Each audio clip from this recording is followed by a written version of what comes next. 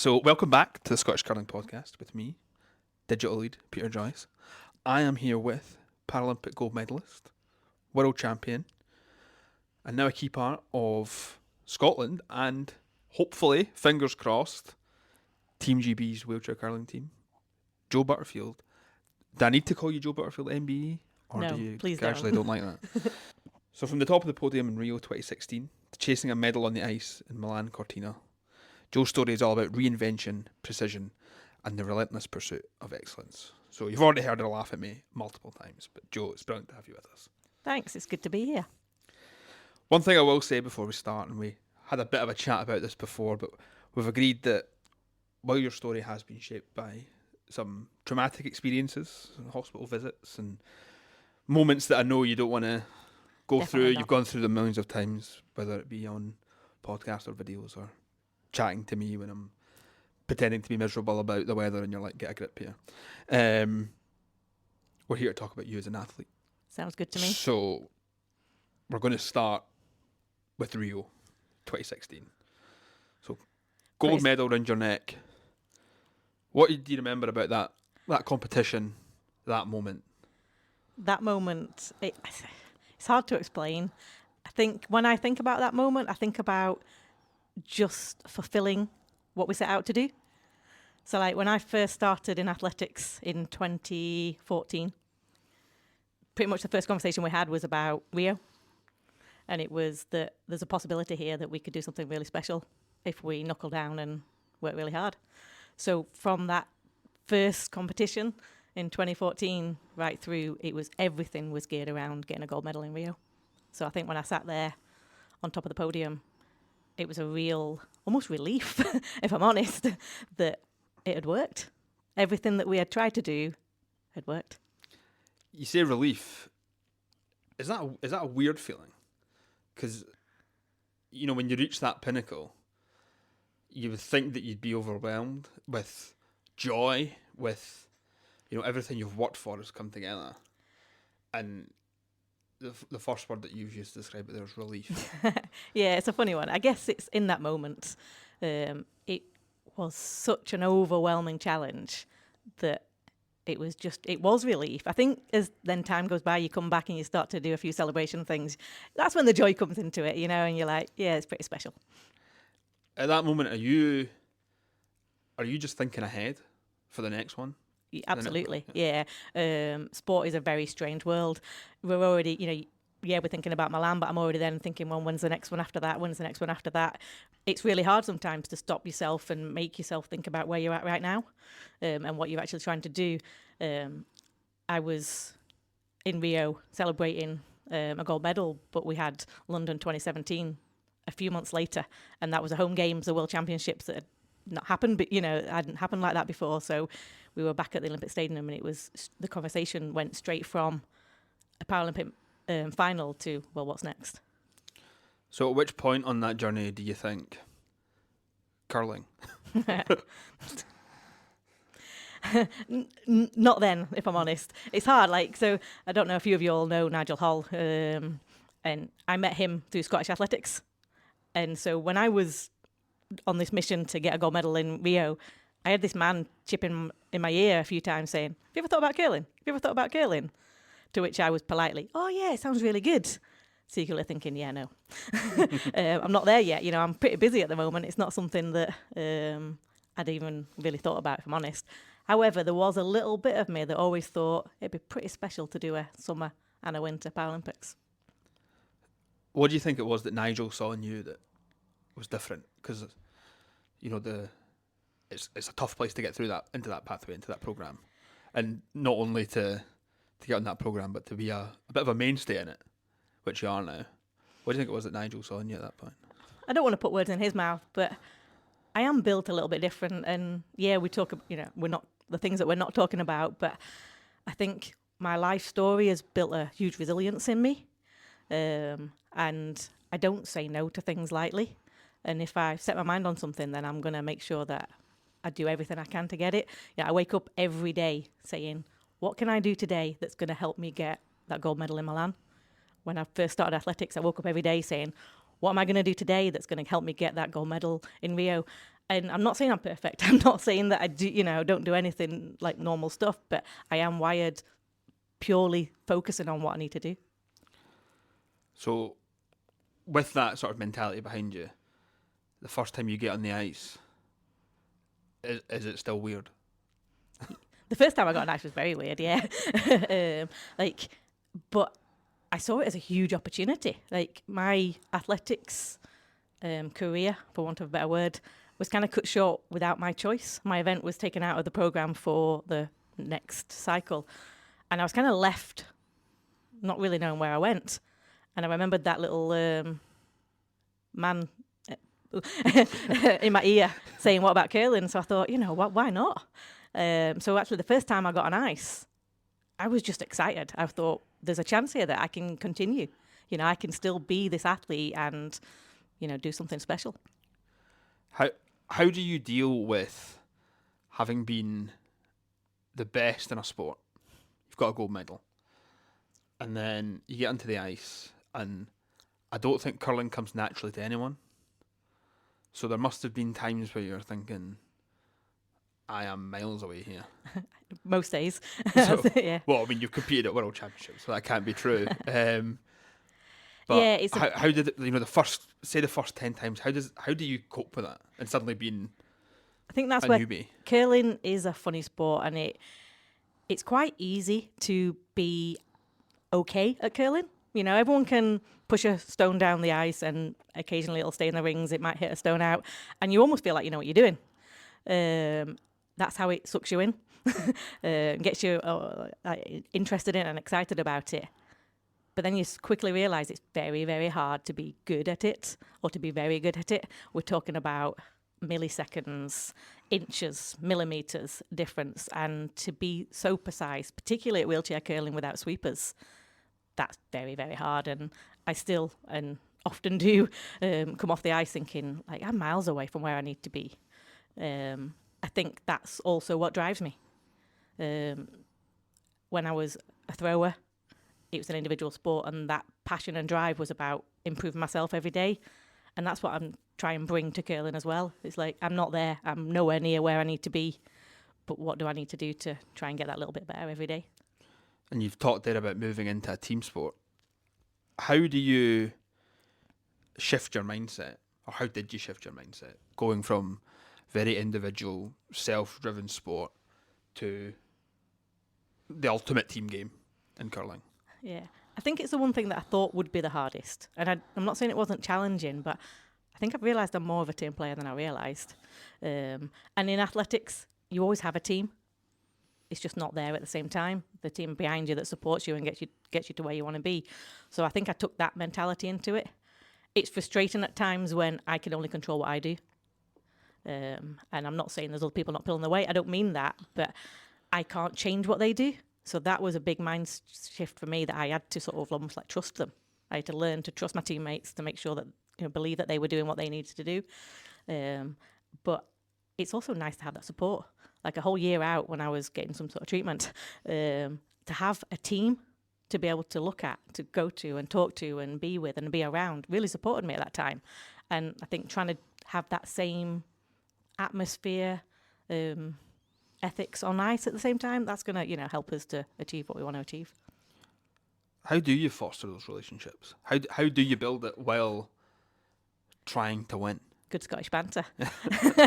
We're very good at slagging each other off. Having a laugh. You've got to be able to have fun with one another. You've got to enjoy what you do. We train a lot of hours together on ice, and if you can't have fun at the same time, there's something wrong.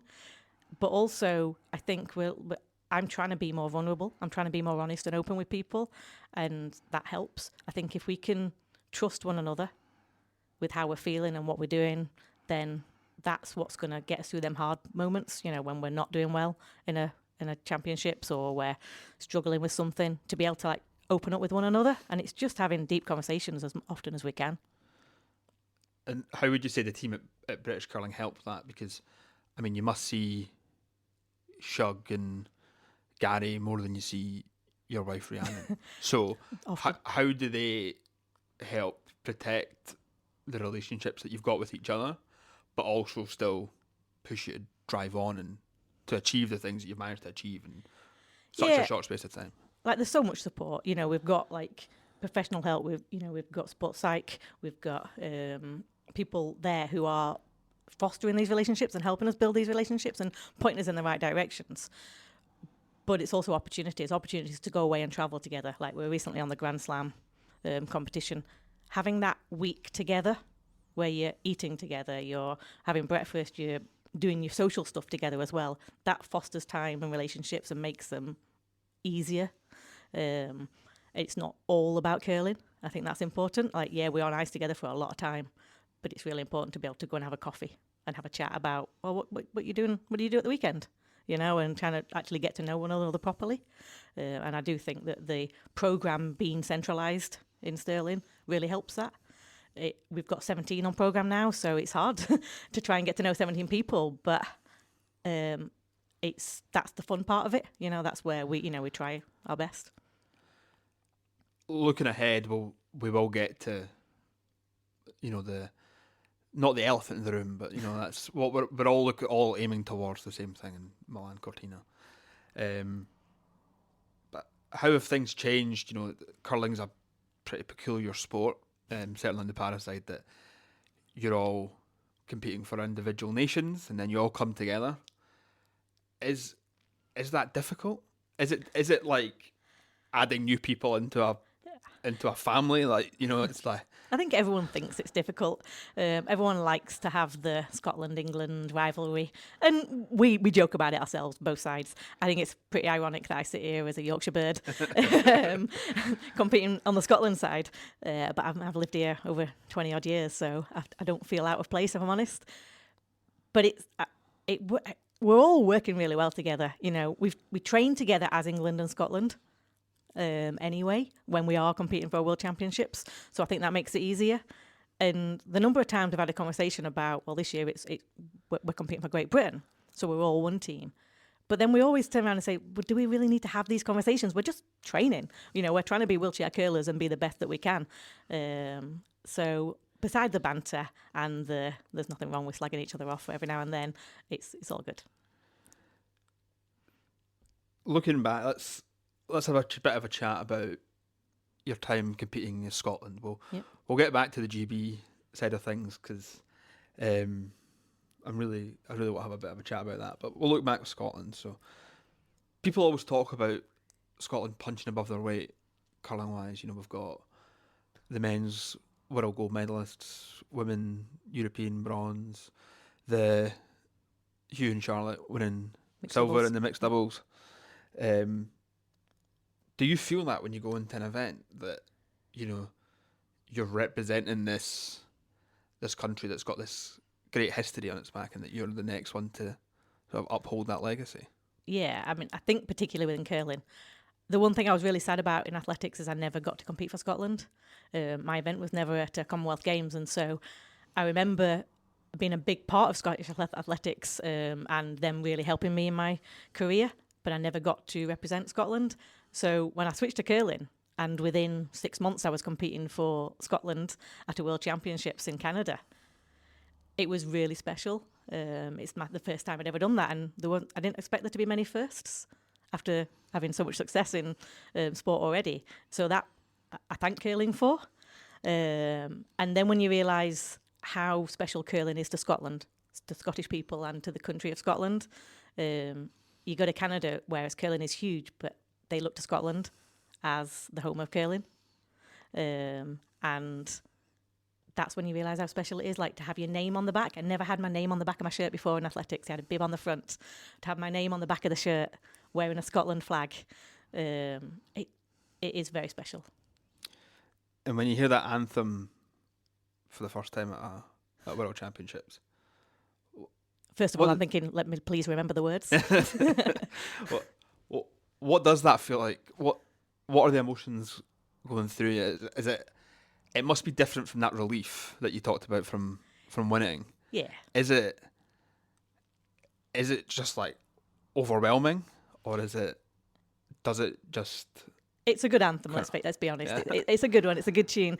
And I think what curling does well, we honour countries. So it's not about who's won the medals at that stage. Every country gets honoured and you hear your own anthem. So, yeah, at that moment, it is pride. I'd been curling for less than 6 months. And I had a lot to learn about curling. But I'd been in many environments similar to that. But that one was pretty special. You're on the centre of the ice, cheering out your own anthem, with people in the crowd cheering as well. You realise what it means to everybody at home, all the support staff that are with you, and how much everybody's worked to get there. And it's a moment I want to hear more. I want to talk a bit about the team dynamic that you've got, and obviously you've got Hugh has been your skip for most of the time. How does he lead, and how do you feed into that? How is that for you? He has so much knowledge in curling that I will always respect that, and just I'm a bit of a sponge when I'm around him. I'm constantly asking questions, hoping to try and get a tiny bit of that knowledge. But we're very different people. He's more serious probably than I am. I'm a little bit more jovial, and I see things very glass half full, and he's probably slightly more glass half empty. But in a strange way, we complement each other quite well. I think we keep both each other accountable. The one thing we share is our passion and desire to be successful and to work hard, and to do what it takes to be successful. So we can respect each other on that way. But I think I lighten him, which helps. Sometimes did that take serious. time? Oh, yeah. I curled with him. I was fortunate enough to be at the first World Champs with him and the second as well. And it's been a journey, At first, it's probably more fear. That sounds a bit harsh. But fear of doing the wrong thing, saying the wrong thing. This guy knows so much about curling. Whereas now, I wouldn't say it's quite level. I still have a huge amount to learn from him. But I'll question him and I'll say, well, what about this and what about that? And we'll have a conversation on ice. That's one thing we've been working on a lot this last year, is to make it more conversational, to make it more of a team working together, not just, Shug leading from the front and telling us what to do. We're not going to get very far like that. We need to be, working together. Has that changed how your team meetings go and how those situations are? Because it sounds like maybe it was a little bit top down before. Yeah, I think that in the past it's been, especially even from coach to athlete, it's been very coach driven, and almost spoon fed. People, what you need to do this is how it's got to be done. And we're really trying to get a culture of it's a team. So when we have we have classroom situations where we go in and we'll put video on and we'll discuss it. We'll work out, was that the right call, or could we have done something else, or what do you think about that? And I'm really enjoying how they are becoming very natural. We go into these classrooms and it's not just Niall or Sheila talking. It might be me and Shug having a chat about it, or Charlie jumping in and saying, what about this? And it is becoming like second nature, which is quite scary, but it's good. Of course, as competing for Scotland, the pinnacle must have been Auchenharvey, the World Championship on home soil. For the listeners, Joe has just grimaced at me as I've said that. Pinnacle, it's a hard one. What is your memory of that? Is it? My initial memory is it was a failure, as hard as there's a lot of good to take from it, and it was a great opportunity and all of the things you're meant to say, but we didn't get out of the group. And not only did we not get out of the group, we had an opportunity. If we won our last game, we would be through. And we didn't win that game. So, ultimately, we didn't succeed. We didn't achieve what, we wanted to do. The first job was to qualify for Milan, which we did. But we didn't finish it off by performing as good as what we could have. And so I see it really as a disappointment. So when you look back and, loads of your friends, family are there in the crowd, do you almost forget about that? To be honest, yeah. As you can't help but look back and say, yeah, okay, it was a good opportunity. It was nice to have people there, and thanks to everyone coming. But I don't really remember that. I actually remember, what a shame. It was a missed opportunity. We were playing well enough to get through. And then once you're through to the knockout stages, anything can happen. Do you see, as part of that, that your success is going to be one of the main drivers for para curling, para sport in Scotland? Is there an element of that, or is it what it Yeah. meant to you? I think selfishly, probably at that moment, it's what it meant to me. You know, like I genuinely believe that we missed an opportunity. That we beat Canada on the first, China on the first day. Like that almost proved we could beat anybody. But then we lost to teams that we should have won. There were games there we should have won. There's a real question about how we perform potentially under pressure, and that pressure moment is, you know, where we failed. And I think setting a mark at that World Championships would have really been the stage to set us for Milan.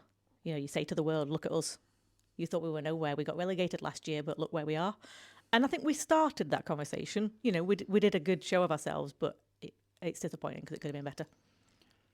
I think that's a good opportunity for us to start talking a bit about your mindset, because I think it's pretty undeniable that you're wired a bit differently. Because for me, I think if I rocked up at a home World Championships and did pretty well, I'd be pretty happy. So to hear you say that, I think you're clearly wired a bit differently than I think I am a little bit sometimes. the normal person. So what habits and routines do you think that you've learned from your time as an athlete that you've maybe brought over to curling?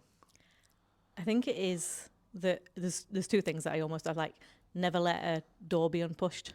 Like I'm always seeking that next thing. So what is there that I can do more?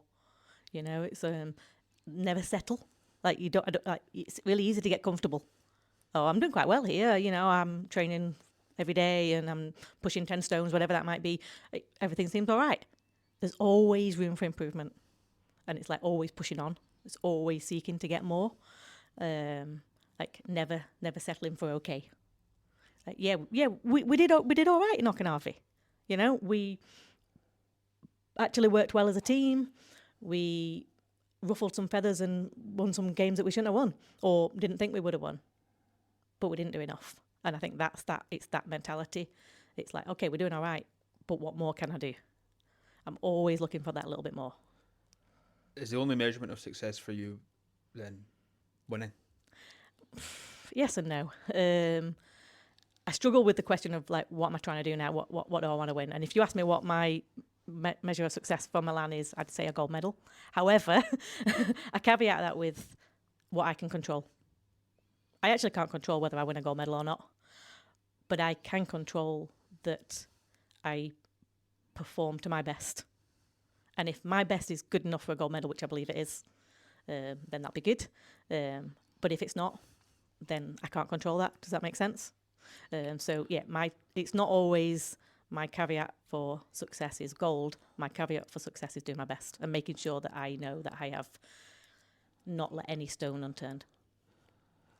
How do you control having that mindset and it becoming overbearing on you and the others, but at the same time remaining motivated? Because if you lose that, it would be probably Pointless. a lot harder for you to drive yourself. Yeah, on. I think you're right. I think it goes back to that every day.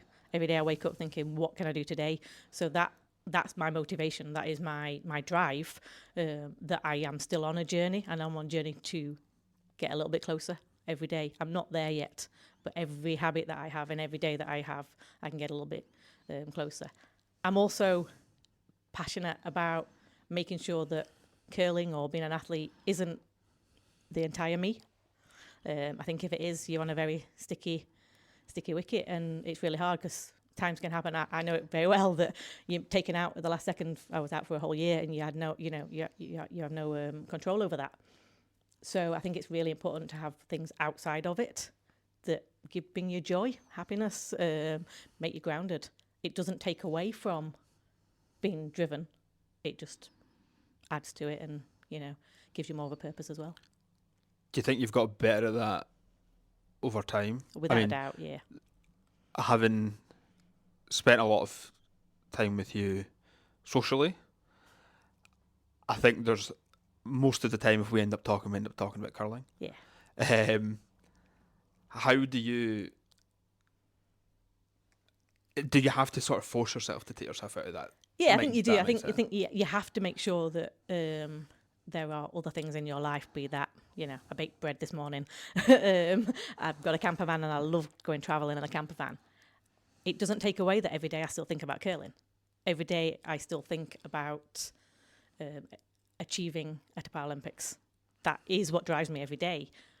But I can have joy in other things too. So when that's not going well, I'm not a miserable person because that's not going well, because there's days I'll come out of training and it was awful. But if that's the only thing that I had in my life, then I'd be a pretty sad person.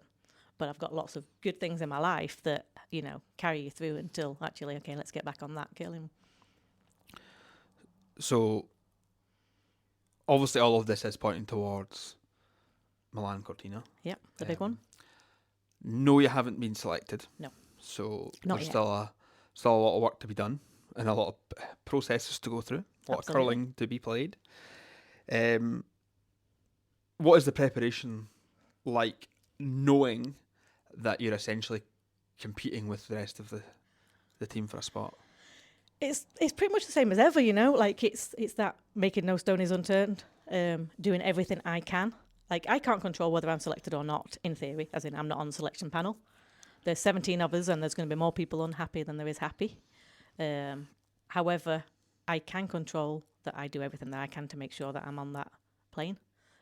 Everything I'm in control of. So I make sure that I do the right sessions at the right time. I do my best at in the gym and the preparation at home and all the other stuff off the ice, to know that when it comes to that conversation, my name's in there.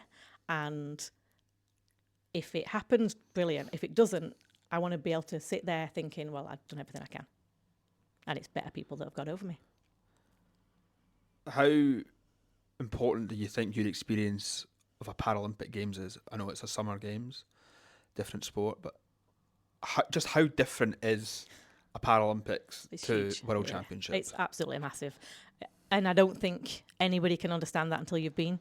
Everyone talks about it's a different level, things that you wouldn't never normally appreciate, you know, the media intensity.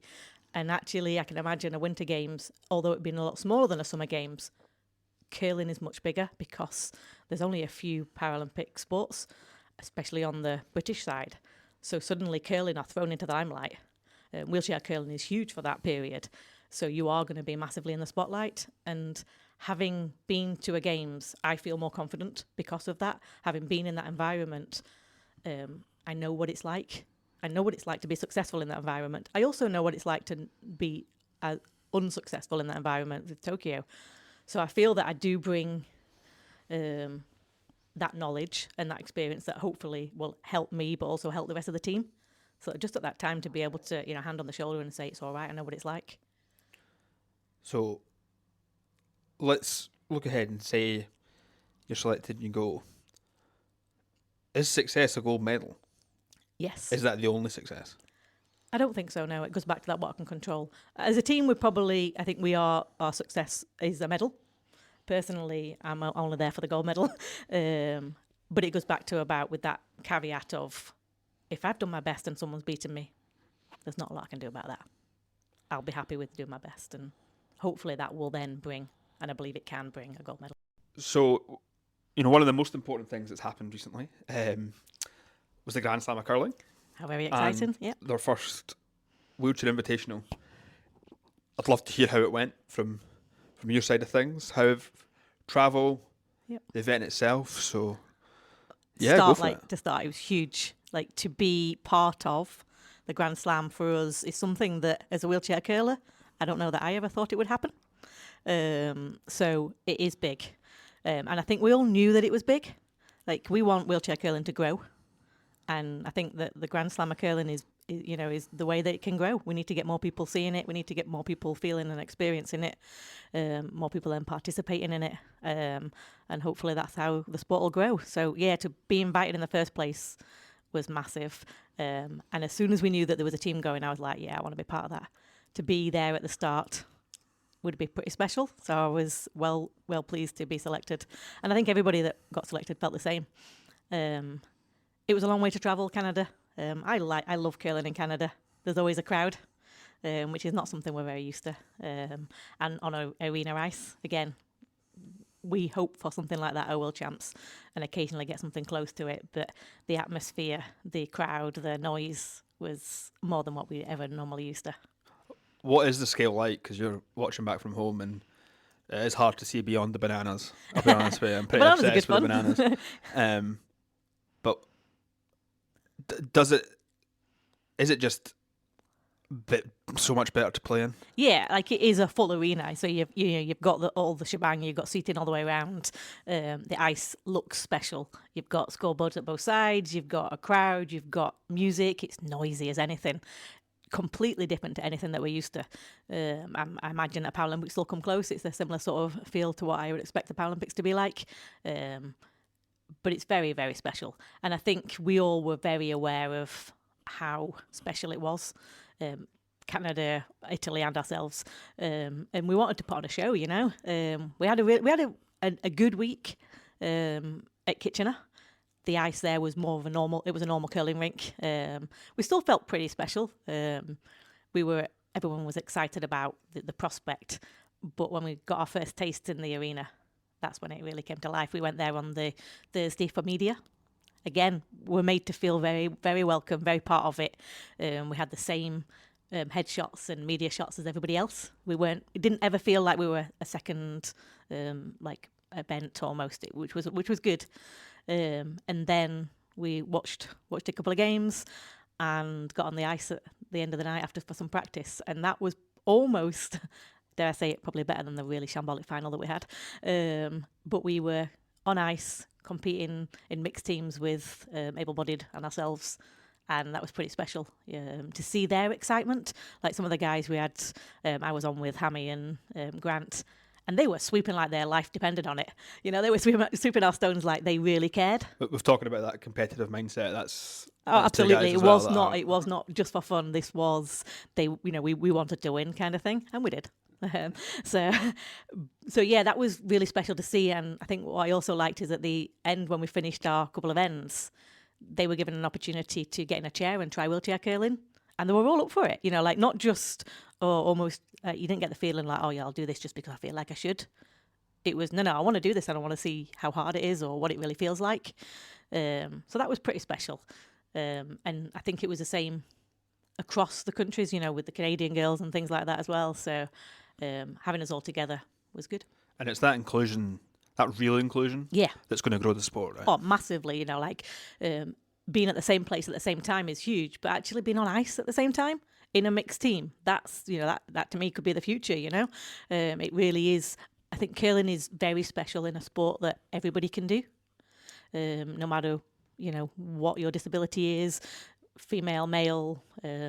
Any sort of different ethnic minorities and all of that. Everybody can do curling, can curl and can curl together. So I do think that's very special and unique, really. So seeing us in that environment together as a mixed team, I think that's, a possible future. How, as somebody who's never been to a Grand Slam, so if anybody at the Scottish curling marketing team wants to send a certain reporter over, please do. But somebody who's never been to one, what is the atmosphere like? Is it more like a sort of traditional football crowd? Is it it's very quite traditionally rowdy. curling? No, I'd say there's a bit of a mix. It's quite rowdy. You've got the bananas who make a lot of noise, and then you've also got the serious curlers who kind of know what they're looking at and what they're cheering for. I think for me, you felt special. You felt like you were important. You felt like you were somebody. You felt like an athlete. I was there, rocked up, and like people knew who I was. People knew who we were. We were the wheelchair curling team, and you could see that they were there because they cared about curling. A lot of these Canadian crowd, it's not something that we're used to, but it's what we should be getting.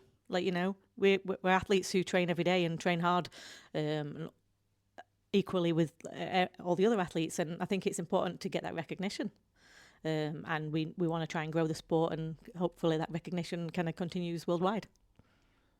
So what you're saying is we need to get a Grand Slam in Scotland? Absolutely. Yeah, it'd be awesome. Going from any other competition that I've competed in my life, like the British fans are pretty special when they want to be. They come out and cheer really loud, and I think Scotland would really get behind a Grand Slam, and you can see it now. All the tartan faces. And we might have to come up with a new banana, but I'm not sure what it'll be. But I'm sure we can. The kilts might have to come out and all of that. But I think it'd be pretty special. When you think about the future of curling, and a bit more specifically, para curling. Yep. What do you think the future of the sport is? Ooh, good question. It's such a new sport, and I think that we still need to grow it, and classification has got to be part of that. I know they're reviewing at the moment, and everyone will have an opinion on who should and shouldn't be able to compete. I think what we need to make sure is that we give opportunities for more people, and there's a lot of people out there who want to curl and maybe can't at the moment. So I think we need to get that piece right to ensure that more people may classify.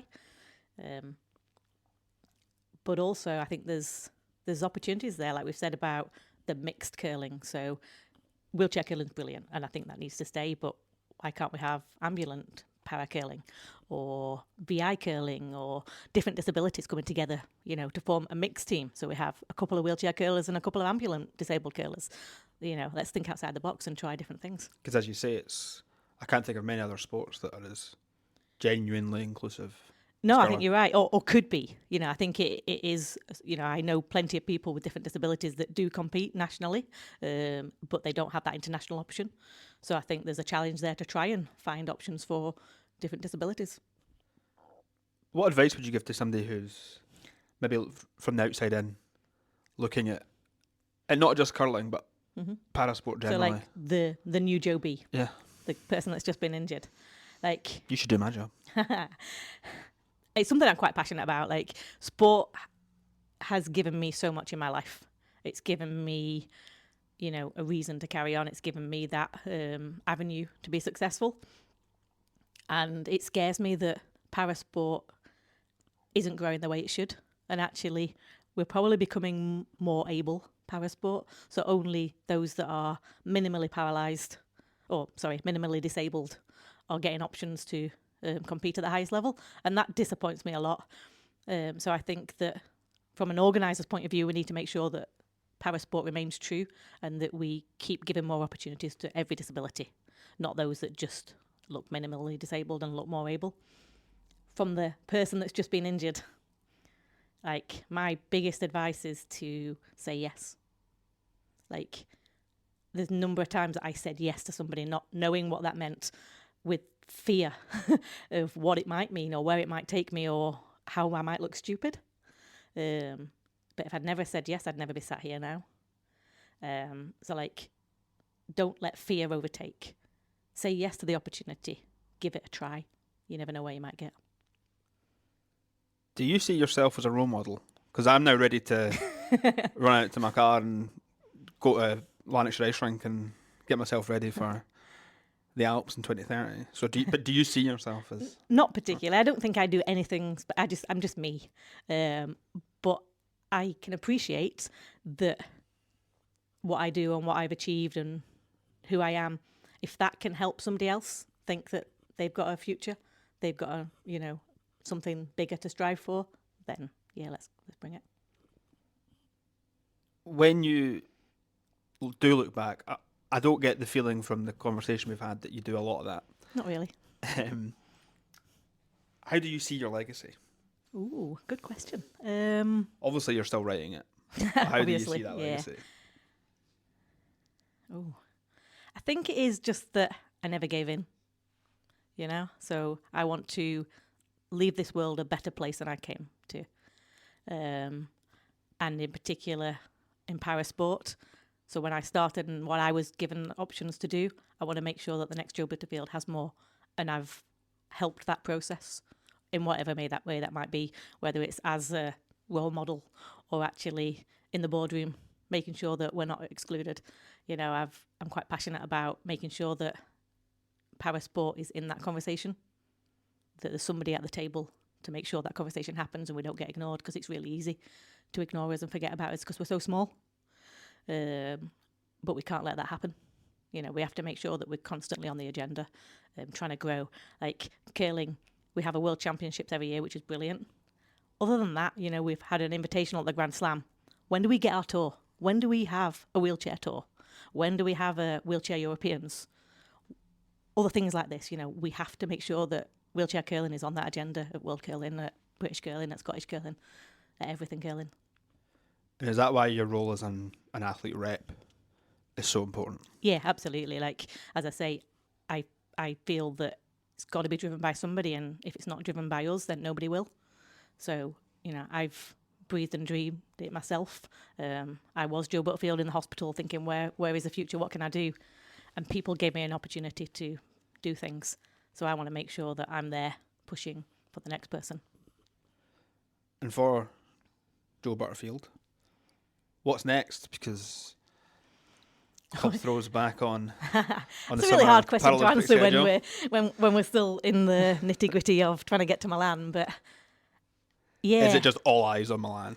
at this very moment in time, it's all eyes on Milan. Like, I'm not going to lie, but there's a little Is glimpse. there a Nigel on the shoulder? There's a Nigel on the shoulder. Yeah. Obviously, I spoke briefly that athletics was ended shorter than I would have asked, because my event was taken out of the programme. Fast forward a cycle, and the club throw and discus have now been put back in the programme for LA. And I'm not going to lie, there's a big part of me that's very excited by that. Like, I ended it before I wanted to. I wasn't ready to quit athletics.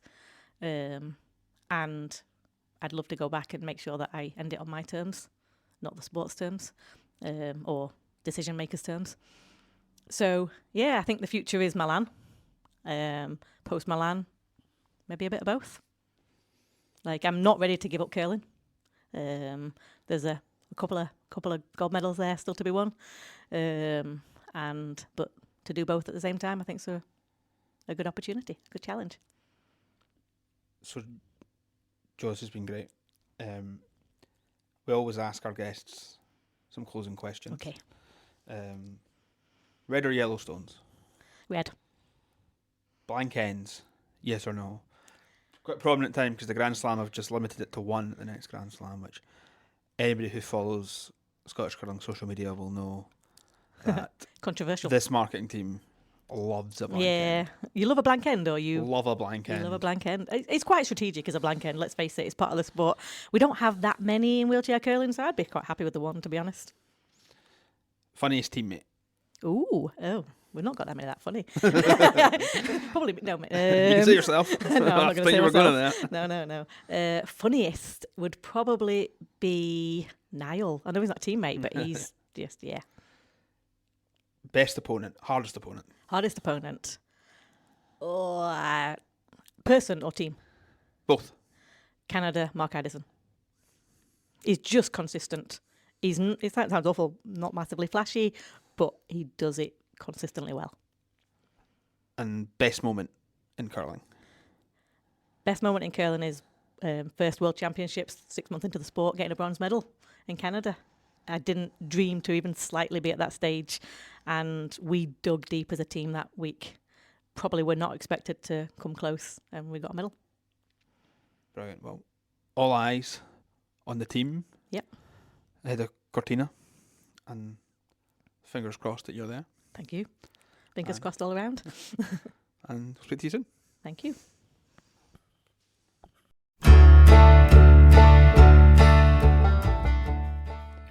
And there we have it. Big thanks to Joe Butterfield for joining us. We'll be back with more episodes of the Scottish Curling Podcast soon. Please remember to share this with your friends, family, and anywhere you get your podcasts. See you next time.